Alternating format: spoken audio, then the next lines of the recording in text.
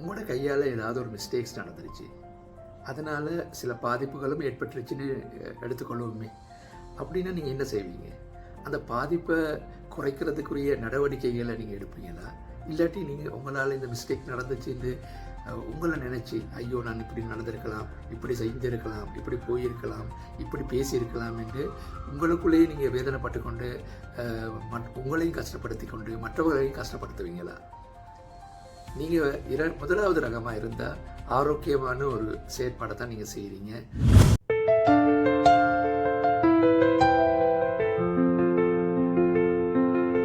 Hi viewers, this is D2 with Suresh.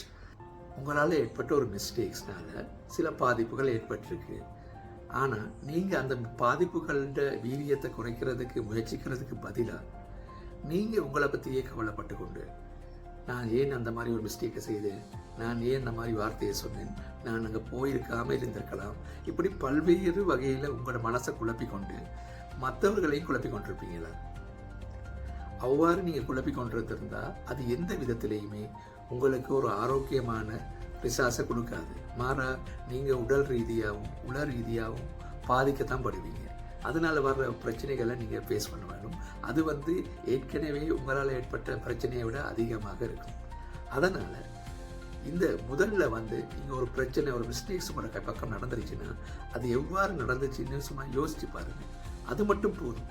அதுக்கு பிறகு அந்த பிரச்சனையால் ஏற்பட்ட விளைவுகளை எவ்வாறு, அந்த வீரியத்தை எவ்வாறு குறைக்கலான்னு யோசிப்பீங்க. பொதுவாக மேனேஜ்மெண்ட்டில் ஏதாவது ஒரு ப்ராஜெக்ட் ஒன்று தொடங்கும் போது சில நேரங்களில் ப்ராஜெக்டை தொடங்கி ஆஃப் வேலே ஸ்டாப் பண்ணிடுவாங்க. பல இன்வெஸ்ட்மெண்ட்டுகளை செய்திருப்பாங்க. பிறகு ஒரு காலகட்டத்தில் அந்த ப்ராஜெக்டை கண்டினியூ பண்ணுறதா இல்லையா என்றதை டிசைட் பண்ணுறதுக்கு ஒரு நாளும் அந்த ப்ராஜெக்ட் ஏற்கனவே செய்த செலவுகளை பற்றி அதை கன்சிடர் பண்ண மாட்டாங்க. அதை சங்க் காஸ்ட்ன்னு சொல்லுவாங்க. அப்போ இப்போ இனிமேல் எவ்வாறு இந்த ப்ராஜெக்டை செய்யும் போது ஏற்படுற காஸ்ட் எவ்வளோ, அதுக்குரிய ப்ராஃபிட் எவ்வளோ, இதை தான் அவங்க கன்சிடர் பண்ணுவாங்க.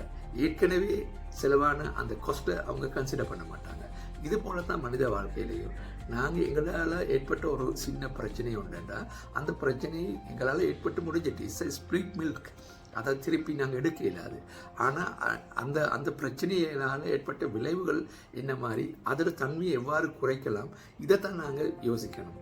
இப்படியான ஒரு சிந்தனையோடு நாங்கள் எங்களோட வாழ்க்கையை கண்டு போனால் நிச்சயமாக மிக கன்ஸ்ட்ரக்டிவான ஒரு வாழ்க்கை முறை ஒன்று ஏற்படும்.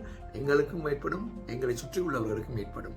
அப்படி இல்லாமல் நாங்களே ஒரு செய்த மிஸ்டேக்கை வருந்தி அதை நினைச்சு புழுங்கி கொண்டிருந்தால் அதோட விளைவுகள் வேறு வியாதியாக இருந்து மிகவும் பாரதூரமான விளைவுகளை ஏற்படுத்தும். ஆகவே எப்போதும் முடிந்தது பாஸ்ட் நினைச்சு வருந்துறதுல எந்தவித இதுவும் இல்லை. இதை நான் ஏன் இன்சிஸ்ட் பண்ணி சொல்கிறேன்னா, நான் நிறைய நேரங்களில் இந்த சேம் மிஸ்டேக்ஸை விட்டுருக்கேன். பாஸ்ட்டை நினச்சி கவலைப்பட்டு கொண்டே இருப்பேன்.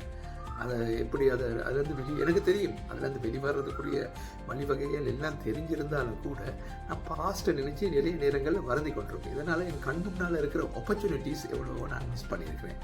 ஸோ அந்த நிலை மாறணும் என்றால் நீங்கள் ஒரு நாளும் உங்களால் ஏற்பட்ட ஒரு சின்ன மிஸ்டேக்கை நீங்கள் அதை ரெக்டிஃபை பண்ணிக்கொள்கிறதுக்கு, அதனால் ஏற்பட்ட பாதிப்புகளை, அந்த பாதிப்புகளின் வீரியத்தை குறைச்சி கொள்றதுக்கு முயற்சிகளை மேற்கொள்ளுங்க. அதை தவிர்த்து உங்களை நீங்களே வருத்தி கொண்டு உங்கள் கண் முன்னால் இருக்கிற நல்ல நல்ல ஆப்பர்ச்சுனிட்டிஸ்களை வேஸ்ட் பண்ணாதீங்க. இந்த சின்ன ஒரு சஜஷனோட நான் இந்த டாப்பிக்கை முடிக்கிறேன்.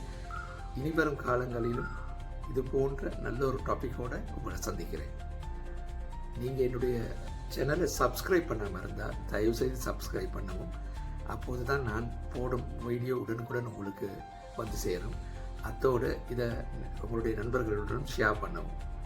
உங்களுடைய ஏதாவது ரிஃப்ளெக்ஷன் இருந்தால் இந்த டாப்பிக்கை பற்றி கமெண்ட்டில் தெரிவிக்கவும். அது என்னுடைய சிந்தனையும் ஏற்படுத்தும்.